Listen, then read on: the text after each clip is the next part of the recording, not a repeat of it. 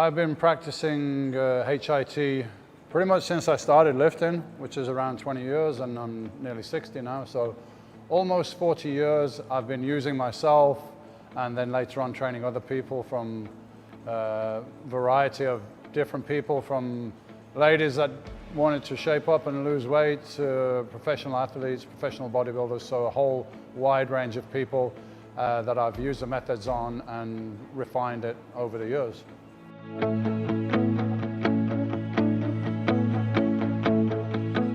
I learned the method really from reading books by Arthur Jones, and then there was Mike Menser, who was Mr. Universe, who kind of was using the methods as well.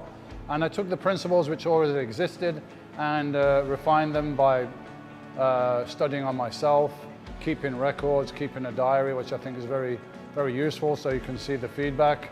What happens if you train a little bit more frequently or less frequency or doing more volume and so on. So over the years I've refined it to a method that can work for everybody with a little variance. Of course, we're all individuals with different capacities, so we have to vary it to the individual, but the principles remain the same. So that's how I got the information, because there were in the beginning there was no internet. Now you have internet, you have almost too much information, and it can be confusing for people. And also you've got a lot of so many so-called experts on the internet with really no credentials, no experience, that are calling themselves coaches and trainers and making a living, but really having no background in order to do that. So you have to be careful with the information these days and decipher, because almost too much, as I say.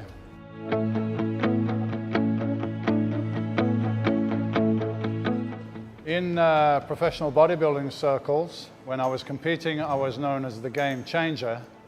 That was because I brought a new level of muscularity, size and condition to professional bodybuilding. And I did that by training average 45 minutes, 4 times a week, where many of my competitors were training 2 or 3 hours a day, around 6 days a week. So I proved that this method is more efficient, you get better results in a shorter period of time, and I believe I got the most out of my potential, where maybe some of my other competitors didn't, because they were spending too long in the gym and not following the principles of high intensity training.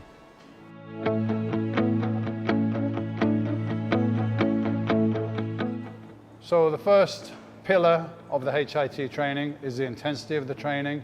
Second is the recovery. Third is the overcompensation. So there's a little story, an analogy that I use often in seminars, and it's very simplistic, but I think it gets the point across. So muscle growth is an adaptation to a stress. So you put an unusual stress on your body, in this case on the muscular system, in order to get a reaction. So the analogy is, let's say you have some sandpaper and you rub it on your palm until you break the skin and it's red and it's bleeding a little bit.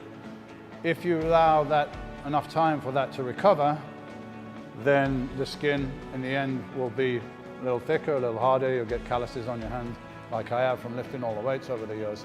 But let's say that you didn't allow enough time. First of all, the intensity, the stress needs to be adequate in order to cause a reaction, so you need to damage the skin a little bit.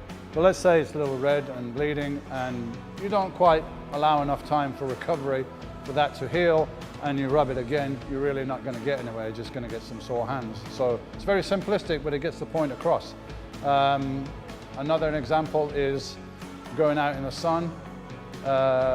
Your body perceives a stress from the sun, so your skin will produce more melanin, make your skin a little darker to try to protect from the sun in the future. So that's basically what's happening with muscle growth. Your body senses that it's receiving a stress that it's not used to.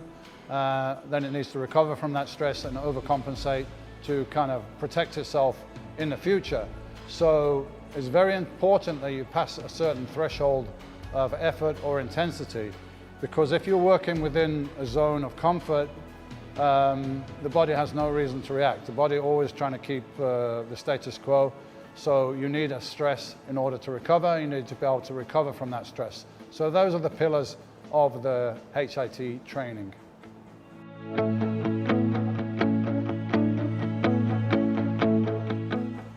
Apart from the obvious physical benefits you get of doing weight training, high intensity training, there are other benefits. You're going to learn to be consistent, you're going to learn discipline, and these can apply to really any other areas of your life. You need to have focus, you need to have discipline to succeed in anything, to succeed in business, in a relationship, anything in your life.